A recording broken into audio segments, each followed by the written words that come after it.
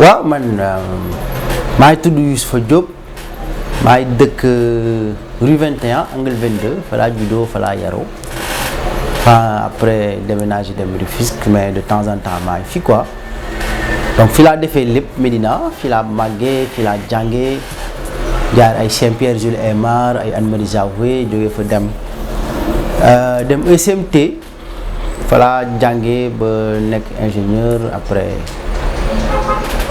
liggéey fii ci benn opérateur quelques années jóge foofu après dem France defi fa benn formation et depuis boobu maay foofu toog quoi ça fait 5 ans maay foofu léegi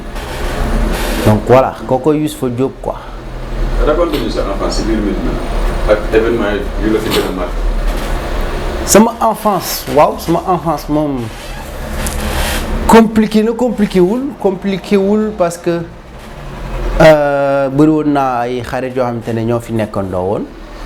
bokkoon objectif nag quoi jàngandoo def affaire yu bari surtout 21 am nañ chance ñu doon àndal ñu ci bëri minimum am nañ bac ça veut dire que donc suñu enfance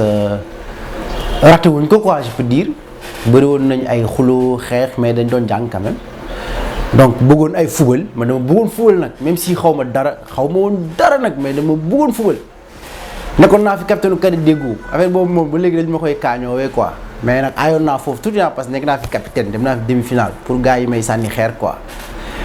am daa yàgg football ay école arabe noo def nag ma dugal bokk naa ci meilleur buteur yi fii école arabe moom boo ko laajee ci moom ku neen wax la ko mais xaw ma woon dara nag wax dëgg xaw ma woon dara dama doon football nii rek pour le plaisir quoi. dégg naa da ngay takk sa marque. non loolu gars yi dañ koy wax mais xam nga terrain bi soo ko miinee terrain bi daa ndaw da ngay xam fooy taxaw rek gars yi du la mun marqué. damay ñëw mel ni ku bëggul football di taxawaalu ci terrain mais bal bi boobu buy tere samay tànk bëgg dugal quoi donc voilà en France c'était ça en gros ay ci ay football laa ko passé ay xeex fii mais bon ay xeex bit fee rek man dama bëgg a jàmm man du ma xeexkat quoi ba nekk fu ma gaa yi fekk damay ree rek ñu bëri dañ ma naan dama bëgg ay retaan parce que damay tooñ kafre grand frère yi affaire yooyu ñëpp laay tooñ quoi aw ma ci kenn benn problème nag quoi donc voilà sama enfance daal en gros c'était ça quoi fii laa defee sama enfance yëpp nag quoi dew ma musuma dem feneen di fa dëkk quoi. d'accord yan valeur nga gardé ba bokk si ñi nga xam ne yàlla may na leen ambiance Médina influencé wu leen quoi. enfin valeur yi je pense valeur bi ma gën a bloqué yaakaar naa sama papa la quoi parce que sama papa dafa teel a def sama bopp ni boo jàngul doo tekki te man damaa ragal ay toog di wut xaalis te aw ma ko dama ko mës a ragal quoi su ma daan gis grand yi am seen soxla fajal ko seen bopp aywa dafa may neex quoi. mais sama papa daf ma mës a gëmloo ni boo jàngul doo ci génn donc voilà mu jàppale ma ci def teg ma ci ay conditions ma kërëng fexe ba avancé ndànk-ndànk bon am lu may suturloo quoi bëriwul nag quoi mais maa ngi ciy taqale xam nga su ma soxla tàngal mante mun naa ko jëndal sama bopp ay ñetti banaana mun naa ko jëndal sama bopp quoi donc maa ngi sant yàlla donc valeur yi c'est genre jàng surtout quoi jàng et puis voilà jàng ba pare. nekk ci li nga nekk mais nangul keneen ki tamit ci lu mu nekk kii nekk menuisier kii nekk footballeur kii nekk kii ku ci nekk pour man boo gëmee ni affaire yi di nga ci tekki rek di nga ci tekki quoi. li nga xamante ne tamit fexe naa ba moytu ko mooy nekk ci environnement boo xamante ne nit yi dañuy xaw a bëgg lu yomb maanaam daw responsabilité da ngay dem toog ci bopp koñ bi jël say affaire ba mu neex la ñëw ne xam nga bàyyi faal nga taxaw def lu la neex liggéey yoo jàngoo yooyu moom fexe naa ba moytu ko malgré am na suñu mosoon àndal ñoo xamante ne dañ doon def affaire yooyu. mais topp ma leen ci quoi donc waaye maa ngi sant yàlla ci loolu et puis voilà ñi ci nekk ñi ci bëri yaakaar naa génn nañ ci parce que amul njëriñ te ñi ci nekk ba léegi bon buñ ko mënee bàyyi moom franchement dina baax quoi parce que amul benn mucc quoi ñi ko def ñëpp xam nañ fu mu mujjee quoi. instant bi si lan nga nekk nii. waaw instant bi maa ngi si town bi maa ngi fii di taxawaalu pour le moment am ay affaires yu may lijjanti ay projets yu nekk di bëgg a teg pour Médina mais. li gars yi di wax dëkkatuma fi quoi loolu gars yi dama koy bañ nag mais dëkkatuma fi. donc mais loolu sax dinañ si revenir après. waaw. ok. lan moo la dugal si télécom. enfin loolu c'est depuis ay années 97 ans année yooyu dama daan dox ci mbedd nii gis xam su ma njëkk gisee ay 98 nit ku yor téléphone maa ngi fàttaliku benn paa bu ñuy wax paa Thiaw quoi mu ngi dëkkoon Ndiayeen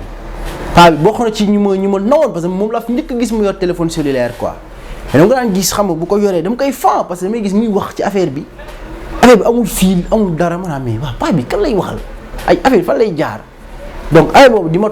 ma topp à chaque fois que ma gis téléphone dama daan dem jël suñu kër téléphone fixe bi quoi di xool fil bi di xalaat affaire yi fan la war a jaar di ko comparer ak lële xam nga topp loolu moo tax bi ma demee ba am bac rek amu woon station quoi man amu woon benn station ay lii ngay def ak lii ngay def xamoon naa la bëgg a def quoi waaw dama génn rek dem nekk ci quoi donc loolu ma poussé ma def télécom instant bii nii bon xam naa ci tuuti xaw ma ci lépp mais xam naa ci tuuti quoi ndax yàgg naa ci liggéey donc am na lu ma ci mën xam naa nag paa boobu nan la doon def bay wax ci téléphone bi fu muy jaar fu muy génn xam naa ko quoi man damay defar loolu donc xam naa nu mu demee. donc bu nga découvrir loolu instant bi lan la def intérieurement. oui ñaari sentiment ngay am da ngay am sentiment de satisfaction maanaam yow tu es satisfait ndax li nga bëggoon kumpo bi la doon rey xam nga ko et puis beneen sentiment mooy sentiment de fierté parce que fu ma jaar ba xam loolu xaw na métti quoi am na ay moments yoo xamante ne boo dëgërul tuuti da ngay bàyyi parce que affaire bi dafa métti da ngay jàng bay bëgg a dee même boo demee pour liggéey aussi da ngay jàngaat encore donc ñaari phase yoo xamante ne nii dafay dëgër trop boo dëgërul tuuti moom franchement da ngay bàyyi quoi donc sentiment boobu noonu mooy sentiment de fierté bu may am mais xam nga métti na ma téye ko ba xam li ma bëgg donc je suis satisfait ci affaire boobu et je suis fier de parcours bi ma jaar ba xam loolu noonu quoi. donc si métti yooyu nga jaar noonu lan moo la poussé à ce que nga ne non du ma dellu ginnaaw damay foncer quoi pour jeunes yi lay déglu nga xam ne fu ñu tolloo fu métti. dinañ ne Youssouf tolloon na fii. non damay def ni moom damay avancer. waaw en fait nga situation yu métti yooyu boo tolloo benn affaire nga war a xam benn affaire moo la war a moo tax ba yow waroo détourner mooy objectif bi la ci dugal. objectif yi boo ko xamee di nga xam objectif boobu noonu soo ko atteindre lan la mën a apporter derrière quoi boo xamee loolu rek mu ngi mel ni rek man ma toog fi tay mar naan ma gis fële ndox gis fi am na ay jam-jam am na lu mu munti nekk su ma ko naanul damay dee ma noonu lay réfléchir donc lu mu métti affaire bi jàmm ma dem naan ndox moom gënal ma toog fii ma toog ma dee non donc objectif bi c'était lan dem jël ndox bi naan ko sachant que su ma naanee ndox bi métti yooyu ma doon yëg yëppay wàcc quoi man noonu laa doon fonctionner. donc fii bon su ma nee booy pour ñu jaar ci yoon boobu noonu loolu rek laa wax quoi balaa ngay dugg ci dara da ngay xam objectif bi boo xamee objectif bi mooy objectif bi lan moo nekk derrière donc boo xamee rek pour nga réaliser ko day yomb parce que à chaque moment di nga toog nga xool lan nga réaliser pour atteindre objectif bi li nga jot a réaliser c'est bien li ci des nga nekkaat ci ba jot ko quoi mais surtout faut réfléchir objectif ak sentiment bi ngay am après boo atteindre objectif loolu boo ko xamee rek ça devient très facile parce que li ñuy wax neex bi foofu la nekk te balaa nga koy jot da ngay jot li métti bi quoi donc bu méttiwul du mën a neex donc su métti rek day neex waxuma nag mu métti rek nga ne non xaaral ma dem toog ci bopp koñ bi takk samay affaire kuréel ma dóor ko benn kaasu café loolu dafa yomb quoi. ça dafa yomb parce que ñëpp mën nañ ko ñëpp mën nañ dem toog man loolu daw say responsabilité laa koy wooye pour man ku ñemewul lu métti mooy def loolu nit romb la nga jël yëfu jàmbur. pour man loolu du yëfu bandi yëfu tàppet yëfu bëggul yomb la kii bandi kii ñeme lu métti mooy kii yeewu fajar xëy dem fayati ut lu mu indil njabootam loolu mooy lu métti te maintenant bi am na fi bëri na fi malgré am na ay boy yu déconné mais voilà yomb boobu la moo tax may wax quoi pour man loolu moom du bandi du fit daw responsabilité la ak tàppet pour man loolu la quoi. lan mooy 2G parce que dañ koy dégg ci monde télécom bi quoi 2 3 4G ak lan moo leen différencier. waaw 2G en fait en général dañuy wax communication mobile mooy nga yor téléphone di wax di déplacer wu mooy maanaam da ngay bouger donc loolu fan la commencé muy commencé li ñuy wax 1G avant ngay wax 2G nga amoon 1G mooy loo xamante ne bon da nga doon wax nii juste après ñu jàll 2G ay évolution la quoi ñu jàll 2G ngay def GSM ngay wax di xaw a amaale benn genre pour envoyer image mu nekk GPRS nga jékki-jékki après ñu ne la 3G c'est-à-dire après 3G bu mu ñëwee da ngay mën envoyer image da ngay mën am ay vidéo nga amaat beneen évolution ñu ne la 4G mooy da ngay mën am envoyer ay image ay vidéo mais ak débit bu gën a ngande quoi c'est-à-dire day gën a gaaw comme may télécharger benn film rek xam nga bu ma ko defee en 3G mën naa fa yàgg parce que débit bi dafa gàtt quoi bu fekkente ne 4G débit bi mooy gën a gaaw mën nga dem parfois ba ay 190 mégas 200 mégas quoi bu dee 5G la tamit mooy ñëw évolution en plus de la 4G mais 5G bi bon ñëwagul Sénégal je pense ñëwagul gars yi ñu ngi koy wax ay phase test ak ay affaire yooyu noonu mais boobu mooy révolution bi xaw instant bii nii boobu mooy bi nga xamante ne booy télécharger benn film da ngay yeewu balaa ngaa jóg di sangu sax da ngay bës rek film bi yegg si te télécharger sax nga def li ngay def mais instant bi ñu ngi toll ci 4G 4G ça va 4G mu ngi tem ay 150 mégas jàpp 200 150 mégas booy télécharger film souvent day nekk ay 700 mégas donc pour nga télécharger film boobu di nga ci def peut-être environ 3 minutes 4 minutes quoi. Donc voilà différence bi loolu la quoi 1G lañ jógee dem 2 dem 3 diggante bi am na ay entre évolution ni ñuy wax ay 2,5G balaa nga yegg 3G mooy nga am ay GPRS ay 3,5G balaa nga yegg 4G mooy ñoom HSDPA yooyu c'est un peu technique quoi duñ ci dugg après 4G am na 4,5G mooy LTE Advanced après 4,5G après nga dem 5G. D'accord léegi 5G doon révolution ci monde télécom bi. te gis nañ ne opérateur télécom yi commencé nañ migrer. jàll si ADSL vers la fibre. te aussi ñu gis benn latence de réseau aussi boo xam ne nii 5G bi am na ko donc 5G bi ban avantage la mën a andil fii si Sénégal quoi. waaw 5G bi en fait même pas Sénégal 5G day révolutionner carrément dund nit yi ci àdduna bi quoi. muy Sénégal dund muy Sénégal muy feneen ak feneen déjà yaa ngi wax fibre 5G y a une chose mënoo am 5G te amoo fibre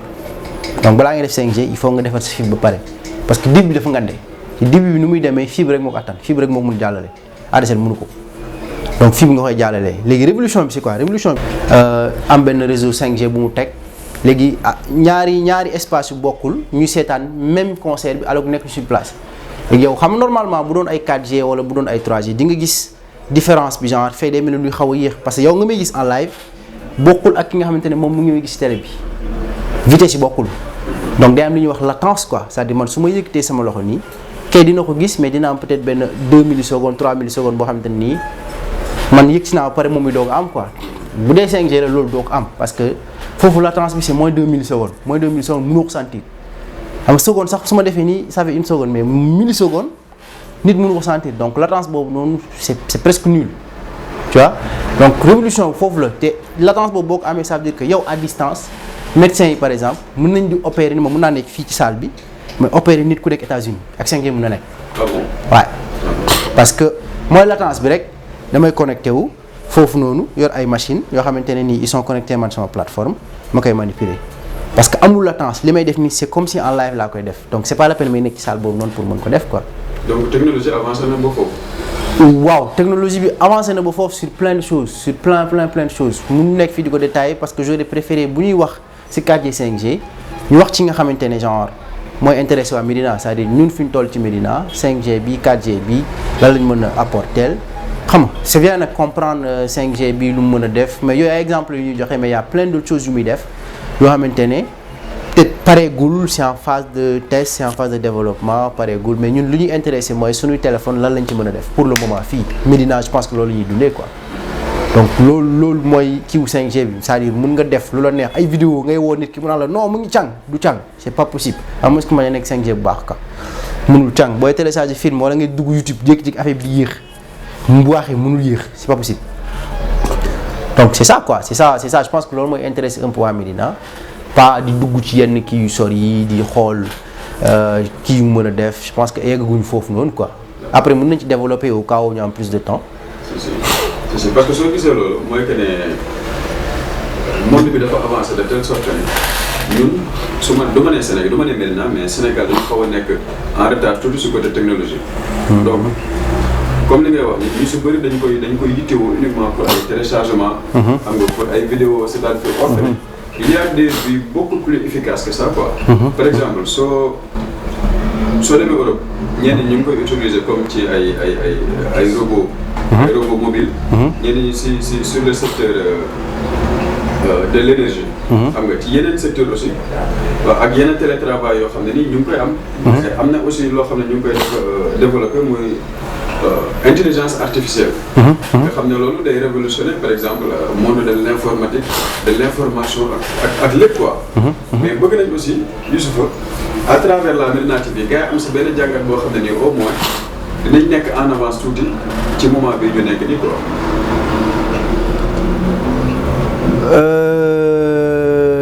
J'ai pas compris la question de.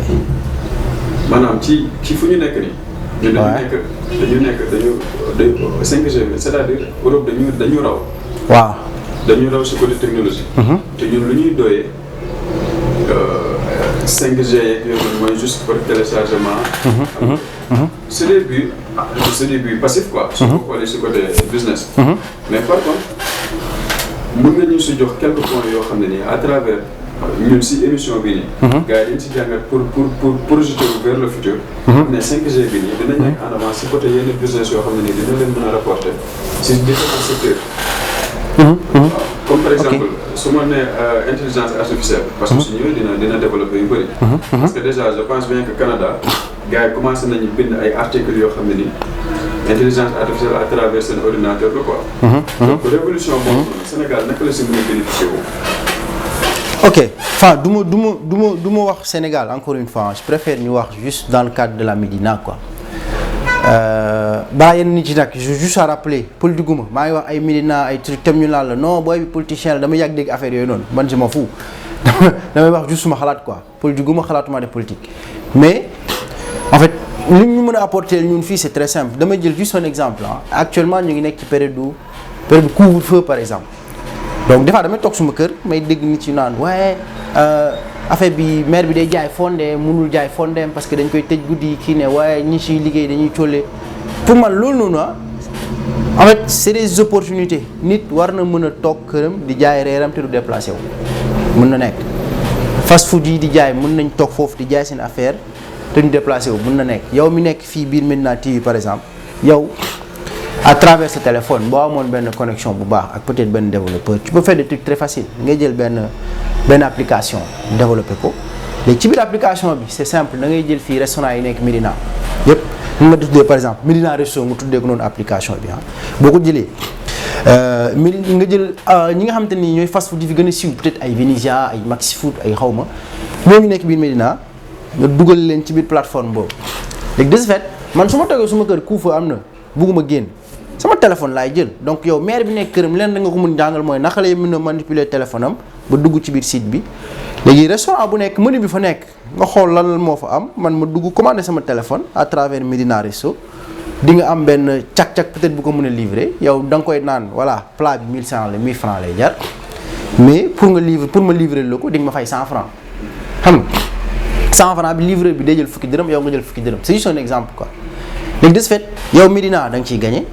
ki toog këram da ciy gagné parce que du jóg di paas pour dem jëli lu mu lekk du jóg di dox pour dem jëli lu mu lekk ba pare couvre-feu daa mënul génn ki nekk fële Maxi Food dina continuer di jaay affaire am te du génn policier du ko jàpp du ko dóor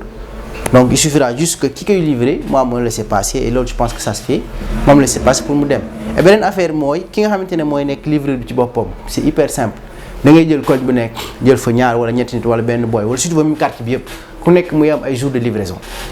ku dëkk Médina bu ñu amee commande boo xamante ne Médina la jëm c'est simple parce que fii souvent dañuy am ay problème adresse ay non kii fii la dëkk mais man su ma dëkkee Rue 21 mu dugg ma ne Rue 21 angle 22 laa dëkk kon bii am na ay boy yu dawal ay store yoo xam ne xam nañ ma donc su ma dugalee loolu yow miy defal application bi tu vas faire de telle sorte que kii dugal lii dina xam ne 21 la dëkk donc livreur bu dëkk 21 su ma nee par exemple benn Sall wala benn Chérif livreur la xam na ma moom mu dem jëli ko livré ji am ci fukki dërëm man ma am suma reer waajale am ci affaire am Médina TV am ci participation am c'est très simple mais gars yi fuy ba wax ñu ne non amuñu ay adressage amuñu niveau boobu c'est pas compliqué affaire sew la loolu soxla woo sax ngay am ay 4G mais c'est dans la technologie et ce téléphone mën na ko def donc yu sew yooyu day arrangé jaaykatu fonde bi day arrangé jaaykatu macaroni bi day arrangé jaaykatu mango bi ñëpp lay arrangé te kenn du génn sa kër donc boo commencé am loolu il te faut mu jógee foofu il te faut après nga am un bon débit mooy su ma toogee suma kër pour mu mën a dugg ci application bi il faut ma am réseau bu baax tu vois donc réseau boobu noonu su ma amee 4G bu baax ça va man maa ngi toog suma kër des fois damay am 4G mais baaxul parce que heure couvre-feu ñëppay dugg seen kër ñëppay connecté wu donc dañuy séddoo li am foofu de ce fait ku nekk lu tuuti ngay am quoi donc yooyu c'est des petits exemples yoo xamante ne mën nañ ko jël appliquer ko ça nous coûte rien du tout et c'est tellement facile koñ bi ñëpp bénéficier wu ki ci jaay di ci bénéficier wu quoi donc boo yeggee foofu après jarul sax ngay am 5G parce que niveau bu ñu tellu soxlawuñu 5G mais 5G bi lu ñu mën a apporter mooy li may wax sànq faciliter suñu àdduna ba fu ñu munti toog lépp lu ñu munti soxla mun nañ ko télécharger mun nañ ko dawal mun nañ ko seetaan suñu kër seetaan télé ak internet ça passe très vite du càng. Pour le moment loolu laa gis ni moo ñu mën a apporter ñun peut-être y aura d'autres choses su fekkente ne ça me revient dans la tête on va y revenir mais je préfère rester sur des trucs simples yoo xamante ne jaaykatu buy jaaykatu bisaab parce que loolu moo fi bëri fii loolu moo fi bëri ñoom soxlawuñu début bu ngande lu ñu soxla mooy defar seen affaire mu jàll ñu yor fii ay agence ay kii moto cag-cag di jaay affaire soxlawuñu ñuy am kii bu ngande ñoom lu ñu soxla mooy bu ñu bësee mu dem donc voilà loolu laa xam ni peut-être mairie bi mënoon na ci jàppale ak opérateurs yi ñu am ay bornes wifi pour genre affaire yooyu ak opérateurs yi ça passe comme ça ki nekk këram moom bu fekkee mënul jënd passe opérateur buy jaar 1000 francs ba mën na négocier peut-être ak mairie bii je sais pas ay waaw télécom des trucs comme ça pour nga am ay bornes wifi di nga jënd du cher et puis di nga ci def di nga soxla coupé waat quoi donc en gros loolu laay gis loo xamante ne télécom en général mën na ko apporter fii nii. mën na apporter tamit autre chose c'est à travers la sécurité dégg naa benn projet bu tudd Smart Sénégal lay pare man maa ngi doon xalaat ni loolu mën nañ ko def Médina mais bi ma déggee ñu koy def Sénégal je me suis dit donc c'est bien am na ñu koy def pour Sénégal donc forcément Médina dina ci bokk mais au cas où Médina bokk ci ça serait bien ñu def ko c'est côté sécurité à travers 5G bi yow tu as la possibilité même pas 5G même 4G tu as la possibilité koñ bu nekk nga koy surveiller 24 heures sur 24 te doo bouger fi nga jógee. donc fii di boy yi fi nekk di cambrioler di sàcc di def lu nekk je pense que police am na genre système yooyu noonu je crois bien donc mairie bi pour man am na yenn affaires yu ñuy def baax na wala baaxul su ma nekku si mais pour man am na ay priorités yoo xamante ne c'est pas compliqué waroon nañ ko mën def et moo ñuy ëppal njëriñ quoi. mën nga jox benn exemple. booy bi wax naa léegi Médina Resto bi c'est juste un exemple boobu c'est très simple. beneen bi c'est l'aspect sécuritaire mooy fii mën nga jël benn koñ bu nekk tu te dis su ma jëlee 21 26 ba peut-être fële rue 6 ba su ma amee ay pylônes yoo xamante ne je mets juste 2 caméras day surplombé lépp c'est très facile. autre chose mooy ay drone mën nga ko yor doo bouger fi nga toog ça te fait des rondes chaque instant parce que mënoo def koñ bu nekk caméra. je pense pas que am nañ budget ba wala bu ñu ko amee aussi je pense pas que c'est aussi efficace drone yi mën nañ ko utiliser parce que c'est pas cher et nit mën na toog fu mu neex de temps en temps mu def ronde jarul nga fi indi police muy jaabante fii da nga leen di sonal parce que fii dañuy nekk di daaxanteeg booy mais boo amee drone muy jël surplombé fii mairie bi mën na am 4-5 drone mu ne voilà telle heure yi dee wër fii telle heure yi dee wër fii après mu enregistré jeex na ça facilite travail yu ñëpp. ba pare di nga wàññi délinquance bu baax a baax parce que di nga identifier ñuy def lu bon donc voilà c'est ça beneen bi c'est aussi li may wax sànq cag-cag yi dama gis ni fii ñëpp a cag-cag donc yooyu c'est des secteurs yoo xamante ne yow boo ci duggee te duggoo ci d'une façon un peu différente des autres tu te plantes quoi parce que ñëpp dañuy def la même chose donc le mieux mooy yow nga def d'une autre façon mooy sànq comme li may wax ci restaurant bi quoi donc c'est un peu des exemples comme ça quoi yoo xamante ne mën na yomb et puis mën na dimbali ñëpp ba ci maire beeg pa beeg bi xamul dara ci benn téléphone quoi. macha allah te loolu benn opportunité yoo xam ne nii Youssoupha da leen ko def gratuitement fii ci biir Médina TV. ba ñenn ñi sax peut-être dina am ñoo xam ne dinañ ko saisir. wala comme li nga wax rek gars yi nga xam dañu toog di xaar après beneen génération la ñuy gis keneen ñoo def ko quoi. danger mais bu dee ay aspect santé. enfin du dégg naa ñu coow li bari na ci même fële américain yi ñëppay wax waaye c'est dangereux ba amoon na ay pylônes yoo xam te ne jotoon nañ ko taal sax 5G ñu ne moom mooy indi coronavirus am na ñu doon wax loolu quoi bay taal fële ay Angleterre man dem naa fa ñu taal ay antennes yoo xam te ne nii man ma defoon mais ay références sax dafa ma jàpp quoi parce que je me suis dit antenne bi boo ko taalee ñu tax taaloo bi def 4G bi def 2G bi def 3G. parce que yëpp dañuy émettre bien vrai que 5G bi ça émet à des puissances beaucoup plus élevées genre parce que fréquence yi moo gën a kawe après mën nga ko émettre à des fréquences basses mais si début bi du ngande début wu 4G ngay am début 3G mais 4G ngay am pas 3G excuse-moi donc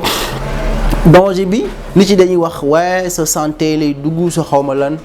man awma preuve bi war a ne affaire bi dafay lor nit j'ai pas la preuve awma ko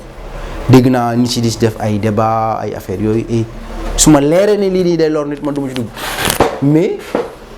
il y a des aspects de sécurité yoo xamante ni nit yi ñu ngi koy jël au cas où mu nekk danger pour les personnes quoi parce que ñun tamit dañu am ay famille yuy wuy téléphone yuy kii donc jëluñu duñ nekk ci genre affaire yooyu noonu pour lor nit ñi quoi. am na lu ma gis lu may gis ñun genre ñu ngi jël ay aspect dañuy jël ay aspect sécuritaire fii ak feneen quoi kuy def télécom def réseau ci mbedd bi ingénieurs yi nekk fii ci opérateurs yeeg ñooñu ils prennent en considération ay aspect sécurité par rapport ak santé nit ci quoi. parce que comme j'ai dit ñun dañu am ay famille ñun ñuy liggéey ci biir am nañu ay famille yu nekk ci biti ñun tam dañuy dëkk ci ay kër yoo xamante ne fa la antenne yi di nekk quoi. donc duñu jël ay affaires yoo xamante ne on sait que c'est dangereux ñu koy teg suñu kaw xalaatuñu ko quoi. mais su ma jëlee man juste un exemple dans le cadre de la Médina ma koy comparer nag peut-être ak expérience moo am ci yeneen dëkk pas fii rek je pense que am na yenn yu ma gis yoo xamante ne aspect sécurité bi peut-être jël nañ ko en compte mais man gisuma ko wala ils ont une autre façon de le prendre en compte boo xamante ne man je suis pas d'accord quoi. c'est mooy fii Médina des fois ma dox gis benn wala ñaari antenne yoo xamante ne da nga koy teg ci kaw hôpital wala à 2 mètres de benn hôpital wala ci benn école par exemple man bon je dis pas que waruñu ko def mais expérience yu ma am ailleurs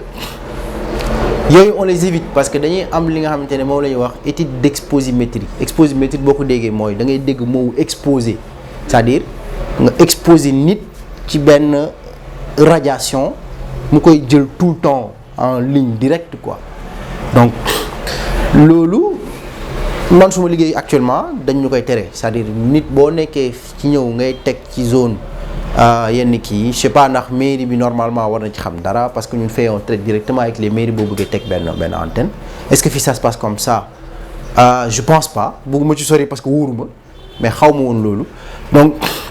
ça serait bien bu ñu koy tegati mairie bi am son aval mooy ñuy éviter di teg ay antenne ci wetu wala ci biir benn école wala benn hôpital genre sori ko à peut-être 250 mètres quoi parce que foofu surtout hôpital da ngay am ay nit yoo xamante ne dañuy naan sensiblement ils sont faibles et xam nga nit boo dugalee ci boobu rek ni non lii moo la feebar nga ñëw ñu ne non antenne je me rappelle man mos naa nekk fële affaire boobu daf ma def ay ree ju dem di teg benn antenne benn femme ñëw ne seen antenne bi dafay métti sama bopp depuis ngeen teg ko fii sama bopp mu ngi métti et pourtant antenne bi ñu ngi ko teg foofu antenne bi taaluñu ko sax mu ne depuis ñu teg antenne bi boppam day métti pourtant antenne bi léegi tàkkul donc je me dis yooyu boo ko solee nit fii par exemple nga def ko ci bopp malade nga ñëw tegal ko benn antenne moom it mën nañoo ne lii moo ko lor quoi donc foofu noonu on évite de faire genre affaire yooyu def li ñuy étude d'exposimétrie c'est-à-dire boo tegee benn antenne si benn cercle 150 mètres dañuy fexe ba doo am école parce que pour xale yi ba doo am hôpitaux pour malades yeeg yooyu noonu juste pour ñu dédouaner le fait que nit ci day naan non lii moo la def nii lii moo la def naa donc c'est juste pour par aspect sécurité et loolu mairie moo koy valider fii xaw ma ndax mairie moo koy valider je sais pas mais bu dee mairie validé ko ñun mairie moo koy valider fële parce que mairie mooy responsable de la zone donc fii su ma nee par exemple Médina mairie mooy gérer lépp luy jóg ci kaw war a dépasser un certain niveau kuy tabax fii par exemple ñu ne la voilà dañuy am li ñuy wax plan local d'urbanisme c'est-à-dire dañu naan warul am kër buy dépasser 25 mètres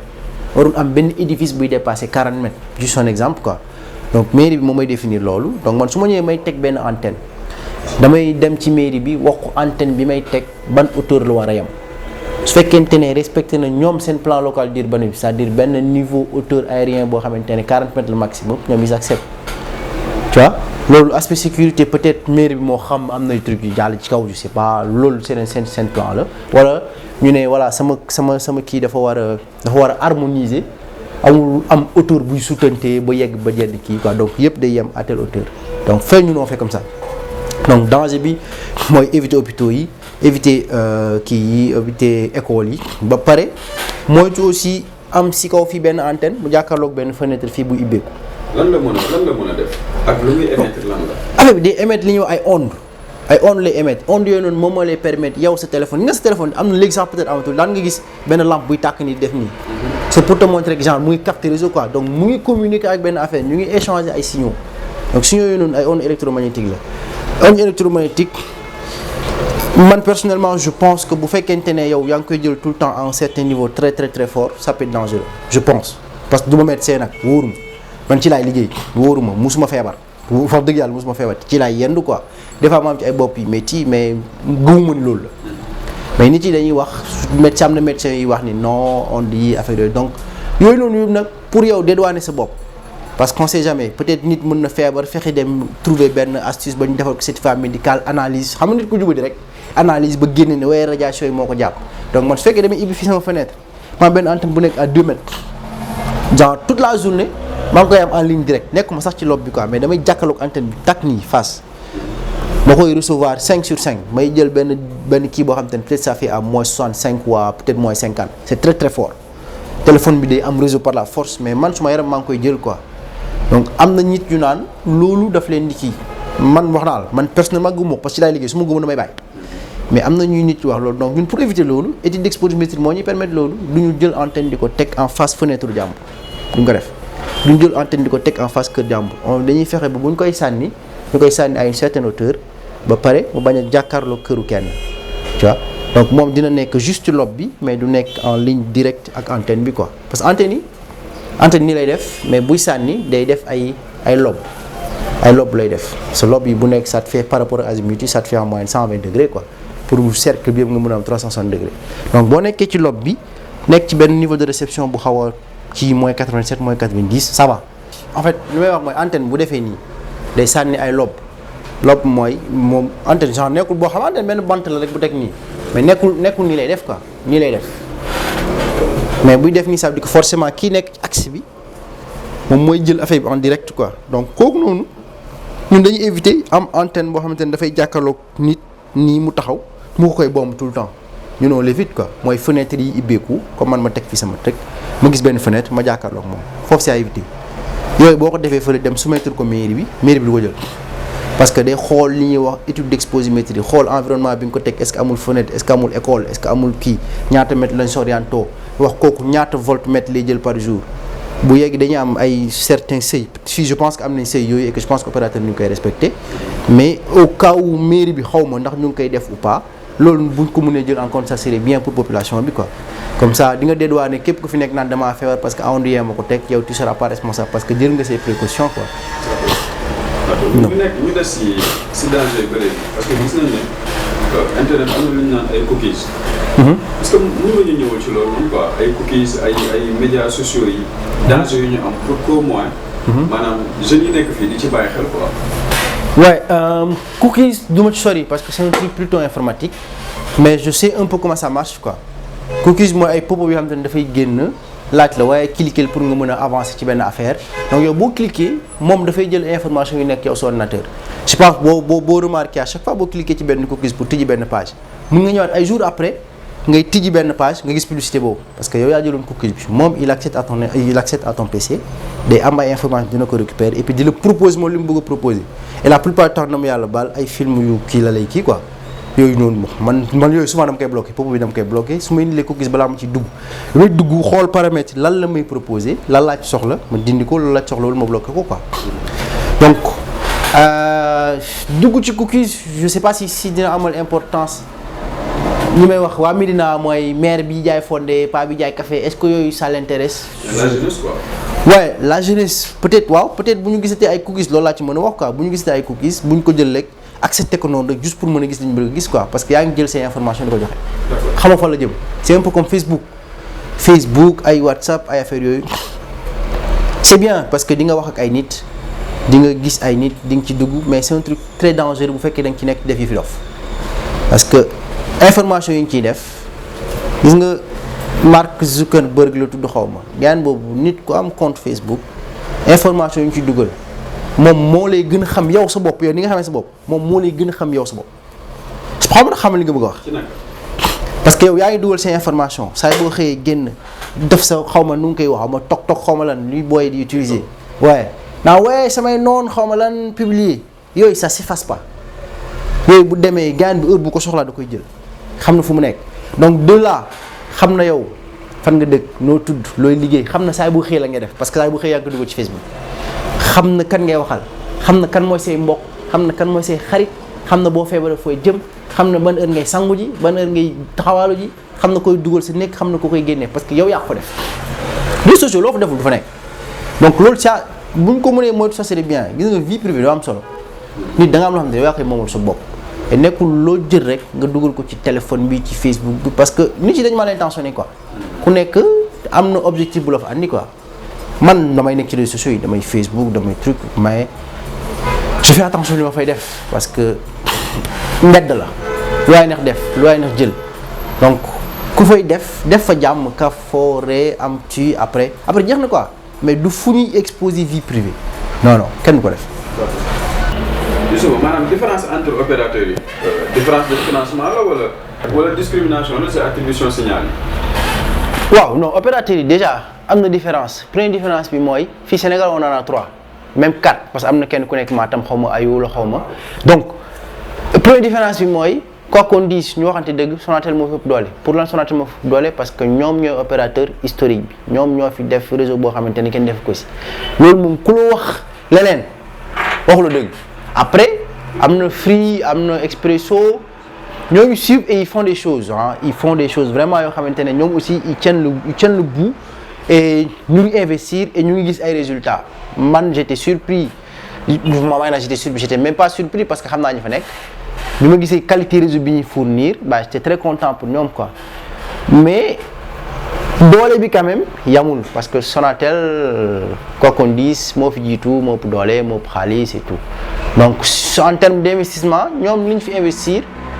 yenn opérateurs yi man bi ma fa jógee yàgg na je pense pas que investir nañ loolu je pense pas xaw ma parce que xaw ma lan moo xew sama ginnaaw mais qualité réseau bi ñu ngi commencé di xaw a def nii surtout dans les villes zone rurale yi moom Sonatel yi sont un peu en avance parce que ñoom ñoo ëpp moyens yi ñu def foofu noonu maintenant discrimination bi nag man gars yi dañuy wax ñu ne non Sonatel lañ ko favoriser non je sais pas quoi mënu ma prononcer parce que xaw ma ARTP ndax day defal faveur ou pas wóoruma xaw ma ci dara wax dëgg yàlla xaw ma ci dara mais daal bu dee doolee Sonatel moo ëpp pour le moment réseau bu fekkee na nga jël en terme de couverture globale ci Sénégal ñi ci fii sax dañ lay wax naan non réseau Orange yi moo gën a baax fii réseau Tigo moo gën a baax fee c'est parce que ku nekk am na zone boo xam te ne da nga fa def assez de capacité mais surtout dans les villes je pense que foofu am na combat mais zone rurale yi Sonatel moo ëpp après attribution de fréquence man selon ma compréhension ARTP day ñëw mu ne sama licence ça coûte tant ku mën nga jënd ku mënul doo jënd donc est-ce que dafa am discrimination xaw ma wax dëgg yàlla xaw ma quoi mais ça se passe comme ça ñoom ñooy ñëw joxe seen fréquence ñu ne lii lay jar lii lay jar lii lay jar après des fois mu am forcing kii bëgg temps mais luy xew ci biir foofu noonu musuma ko fekkee xam naa nag un peu comment ça se passe entre Tigo Sonatel Expresso xam naa un tout petit peu comment ça se passe mais ay discrimination moom boo amee tamit fekkee ma ko quoi. est-ce que nii lan nga gis ne mën nañ ko améliorer ci télécom pour que waa Médina avant am bénéficier wu ci ko. ouais foofu encore une fois damay wax juste man par rapport ak sama domaine parce que xam nga télécom bi dafa yaatu ku nekk am nga yow sa partie boo nekk man nekkuma partout dans les télécoms man li may def c'est un peu de la rajo man de la rajo laa doon def maanaam antenne bi ba yow sa téléphone tout ce qui se passe pour nga mën a woote nga wuyu nga télécharger nga seetaan film man loolu laa doon def bon actuellement ça fait quelques mois defatuma ko project management laay def mais si partie boobu noonu lu ñu mën améliorer je pense opérateur yi ñoom ko gën a xam am na yenn ñi xam ne bu ñu ma seetaan yi ils vont rigoler parce que xam nañ li may wax mais capacité bi ñu soxla fii Médina pour 4G bi actuellement baaxul doyul et dama koy seetlu man bi ma ñëwee fii si couvre-feu bi laa ko seetloo couvre-feu bi du ma tudd benn opérateur damay jël yenn opérateurs yi jël puce B après fu nekk ma dem toog ma télécharger ay affaire def pingé xool jéem a xool nit débit yi mais débit yi franchement dañuy naan 4G la mais du 4G parce que matu sax 2 mégas matu sax 2 mégas mënul def lu bari dem ci guddi rek jël naa benn puce ma essayé ko aw ma sax 1 méga te pourtant ñoom te disent waaye 4G da ngay dem xaw ma 40 xaw ma 30 xaw ma 50 ñoom ce qu'ils disent. bon mooy li ma lay wax mooy li nga xam te nee naa la mën nañ ko peut-être améliorer fi Médina pour mu arranger ñu mooy yokku capacité wu antenne yi yokku capacité mooy def ci assez de ressources pour que au lieu mu doon am capacité wu jël 50 personnes muy jël 100 tu vois au lieu yow ngay télécharger muy càng à 2 mégas nga mën télécharger muy dem à 10 mégas mu mën a gaaw ngay seetaan film mu bañ a càng loolu xam te mën nañ ko def fii nii par rapport ak man zone bi may liggéey quoi mën nañ ko def fii yokk capacité antenne yi peut-être dolliwaat certaines antennes dina compliqué parce que Médina xaw na fees ak ay antenne et antenne yi nekkul da ngay jël rek nga teg nii da nga koy calculer nga xam zone bu nekk il te faut une certaine distance il te faut des revenus après il te faut noo koy orienter antenne yi war ñu jege sinon perte xaalis lay doon quoi donc yokk capacité daal xam naa ni war nañ ko mën a soxla fii Médina actuellement quoi. léegi su ñëwee si aspect commercial bi aussi parce que bëgg naa aussi quoi Médina parce que ñun li ñuy def Médina lañ si jiital quoi. waaw naka lañ si mën a avantage am si ay avantages jeunesse médinoise bi. ñu am si ay avantages su côté commercial. waaw côté commercial bi mooy maanaam jënd jaay ak affaire yooyu noonu quoi point de vente yeeg yu demee noonu. waaw même en plus parce que dégg naa que ne gars yi dañuy am ay commercial yoo xam ne par exemple su ñu waree teg benn antenne. ci biir Médina. au moins dañuy ñëw xool. bon ñoom ñooy ñëw détecter. affaire yooyu quoi. mais loolu noonu pourquoi pas mënuñu inciter à ce que jeune mu doon ay jeunes Médinois yoo xam ne ñoom ñooy bénéficier si loolu. ok waaye je vois li ngay bëgg a wax enfin loolu effectivement loolu ça serait bien parce que ñii ñëw di teg antenne opérateur man je sais de quoi je parle parce que dama doon def exactement la même chose ñii ñëw di teg antenne dafa am ay nit yu ñëw di leen wëral zone bi ban kër lañ ko war a teg fu ñu ko war a def ak yooyu noonu quoi et loolu ñu koy def souvent da ngay gis koo xam te ne Tamba dëkk ñëw di ko def Dakar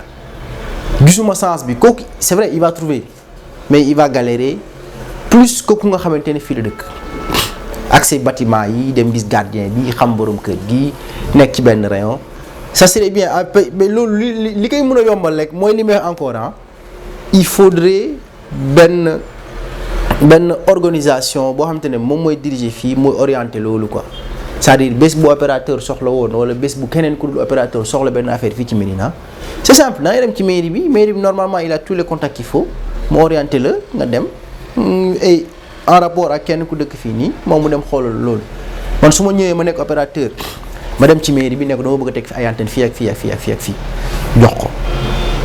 moom mu ne ma voilà fii ak fii booy bi dina dem xoolal la fii booy bi dina dem xool booy Médina yi dëkk c'est très facile man su ma dëkkee Médina nga ñëw ne ma xoolal ma antenne 21 xam naa ban kër moo fi gën a kawe xam naa kan moo ko moom may dem directement ci moom ma ne ko fii lañ bëgg a def lii la te yóbbul ko mairie bi d'accord ñu soumettre opérateur bi moom mu ñëw teg affaire am c'est très simple léegi mairie bi gagne opérateur bi il gagne du temps et gagne bi def affaire fi dëkk Médina il gagne de l'argent il gagne du boulot et dina la permettre doo fi nekk di jël ku romb rek nga jël ko dugal ko ci mairie bi mu xam di nga amal nit ci plus de boulot et yow doo ci sonn quoi. yow lan mooy projet yi ak ban projet nga am pour Médina. waaye projet yi moom projet bu njëkk mooy nii maa ngi bëgg ñibbisi parce que à un moment je me dis li ma yóbbu woon foofu ba professionnellement atteindre na objectif yi donc gisatuma trop la laa fay def mais ñibbisi aussi ci ay conditions quoi doo ñibbisi nii rek ñëw taxaw fii ne voilà France laa jógee kenn du la faale parce que ñu fi nekk gënoo leen et puis ëppoo leen xam-xam quoi donc maa ngi commencé di xool pour man samay projet personnel genre ñibbisi liggéey ci leneen mais projet pour Médina sànq maa ngi koy wax j'ai parlé un peu de Smart Sénégal amoon naa affaire bu mel noonu bu ma bindoon dans ma tête mais je savais pas amoon ay Smart Médina ay Smart xawma lan après laa dégg ni peut-être am na mais maa amoon naa projet wu tekk ay affaire yoo xamante ne dina permettre fii booy dëkk Médina di profiter wu déjà surtout pour aspect sécurité bi parce que man daf ma métti su ma génnee ci biti ma dajeeg nit ne ko Médina laa dëkk ma ne ma booy na ngeen con wala booy yéen ay bandi ngeen affaire boobu sama xol bi lay génne ñoom pour ñoom ku dëkk Médina baaxoo moo tax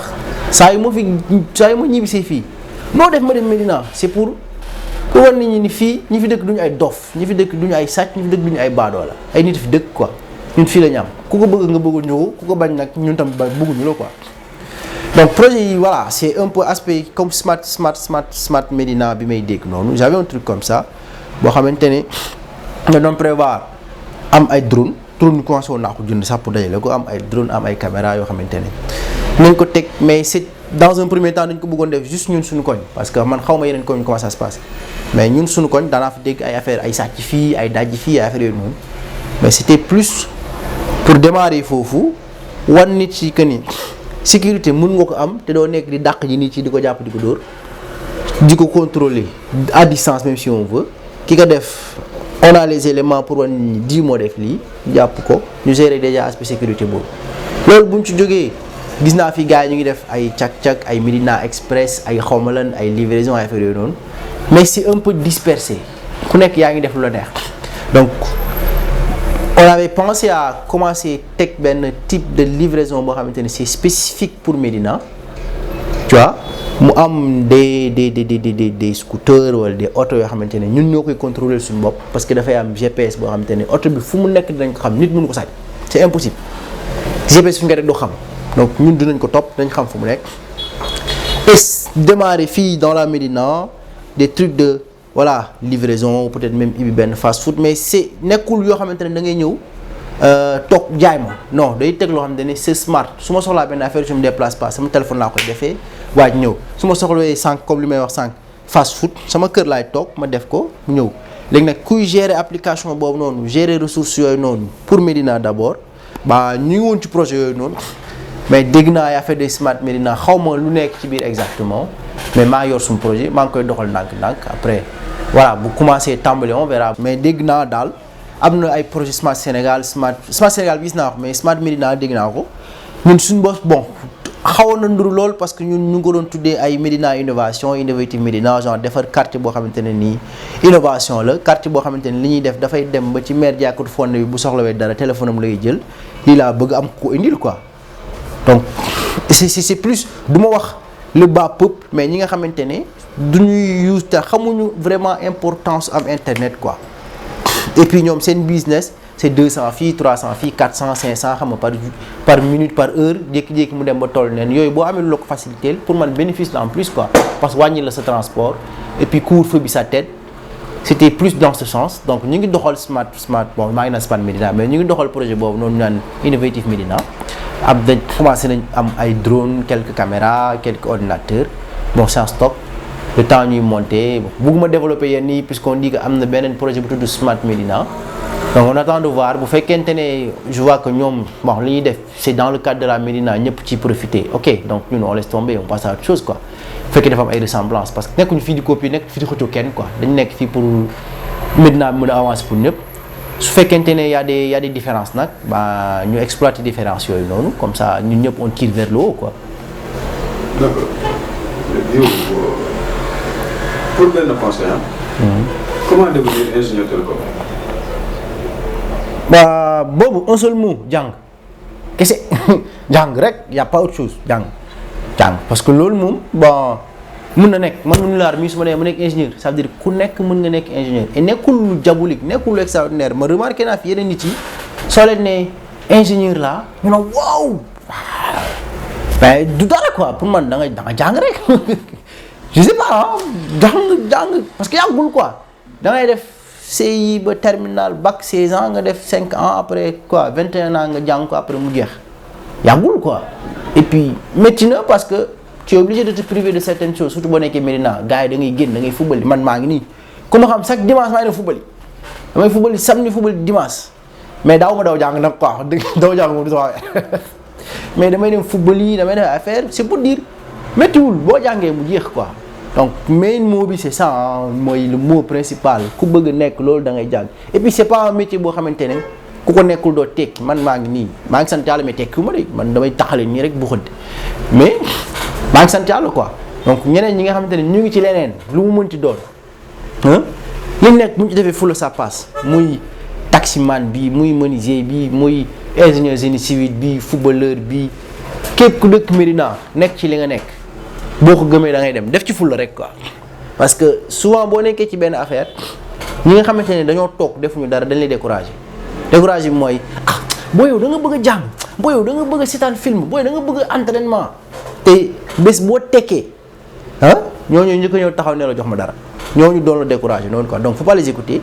da ngay nekk ci li nga nekk jàng bu dee da nga bëgg a def jàng football bu dee da nga bëgg a football yi menuisier nga jàngi métier bu dee da nga bëgg a jàngi métier yàlla suturaal la ci nga am li ngay am tu gères ta famille quoi waxkat yi moom bàyyi la ñu wax fii j'ai remarqué lenn moo fi am ñi nga xamante ne demuñu esprit bi ñuy demee mooy doo dem du ma dem kenn du dem te loolu du àdduna booy dox nit dañ lay dab mbaa nga dab nit mais mënoo taxaw rek ne kenn du ma dab ba pare bëgg a dabe c'est pas possible donc voilà loolu quoi conviction la rek quoi. lan mooy sa dernier mot looy dire jeunesse Médina bah dernier mot bi je sais pas c'est déjà remercier waa Medina TV enfin du ma leen remercier sax parce que ñoo bokk affaire bi mais c'est surtout les féliciter parce que idée la boo xamante ne voilà gars yi ko def déjà c'est une très bonne idée et man xaw nañ ma bett parce que je sais que booy amoon nañ ambition ñu ngi doon fight pour ay affaire mais pas jusqu'à bëgg a teg un truc boo xamante ne day def télé def yenn émission yi ma déggee concept émission yi surtout loolu moom marqué quoi parce que nit yi dañuy def télé mais lan lañuy def dem taxaw filmer benn affaire waaye TV xam nga lan filmer benn couvre-feu ñëw yuuxu waaye télé bi dem ci benn dëju jàmbur filmer ko ne voilà la desi xaw ma lan je sais pas mel da ngay publicité dëj bi wala pour man da ngay liggéey ci yëf jàmbur alors que concept émission yi nii nekkul da ngay liggéey ci yëf jàmbur yow da ngay def ay affaire pour liggéey yow ci ses propres idées c'est pas koo xamante ne dañoo fekk yëf jàmbur pour ñëw filmer ko génne ko kooku yow tu crées rien du tout da ngay dem nga liggéey ci yëf jàmbur mais là je dis félicitations parce que gis naa yenn émission yoo xamante ne boo ko seetaanee tu tires quelque chose quoi tu apprends des choses et pour man loolu mooy intérêt wu télé loolu mooy intérêt wu genre affaire yi nii donc voilà dernier mot bi c'est ça wax félicitations et puis wax encore une fois waa Médina ku nekk ci li nga nekk ngay jàng ngay football ngay xaw ma lan mais beneen conseil bu ma ciy dolli rek mooy nit ak noo munti toll même bu fekkee da ngay bàyyi jàng soo ko mënee demal ba ma certain niveau c'est-à-dire mënal bind mënal lire nga doo ko bàyyi. ñàkk jàng moom mënoo bind mënoo lire c'est-à-dire yow analphabète nga mënoo téléphone mënoo heureusement léegi am na ay audio et affaire yooyu noonu mais boo ko mënee dolli du la yàqal dara quoi donc voilà jeunes yi c'est plus ça et puis voilà ñu bàyyi ñuy wax ay Baye Fall parce que da nga toog di tox boot ñu lay woowee Baye Fall loolu dañuy tooñ Baye Fall yi quoi donc voilà c'est ça le dernier mot.